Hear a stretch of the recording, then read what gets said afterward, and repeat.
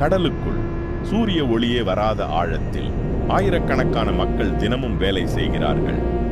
பூமியின் கடல்களில் இன்னும் 80% பகுதிகள் முழுமையாக யாராலும் ஆய்வு செய்யப்படவே இல்லை.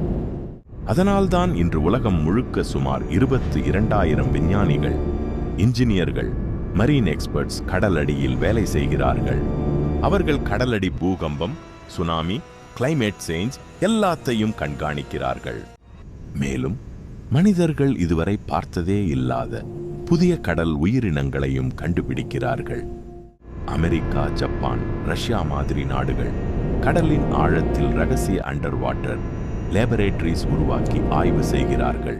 இந்த ரிசர்ச் லேப்ஸ் அதிகமாக பசிபிக் ஓஷன், அட்லாண்டிக் ஓஷன் மற்றும் ஆர்க்டிக் பகுதிகளில் இருக்கின்றன. அமெரிக்காவின் ஆக்வேரியஸ் ரீஃப் பேஸ் மற்றும் ஜப்பானின் டீப் சீ லேப்ஸ் உலகத்தில் மிகவும் பிரபலமான அண்டர் வாட்டர் ஸ்டேஷன்ஸ். சில சயின்டிஸ்ட்ஸ் வாரக்கணக்கில் மேலே வராமலேயே இந்த அண்டர் வாட்டர் லேப்ஸ்குள்ளேயே வாழ்கிறார்கள். ஸ்பேஸ் விட மனிதர்களுக்கு இன்னும் அதிக ரகசியங்களை மறைத்து வைத்திருப்பது இந்த கடலடிதான்.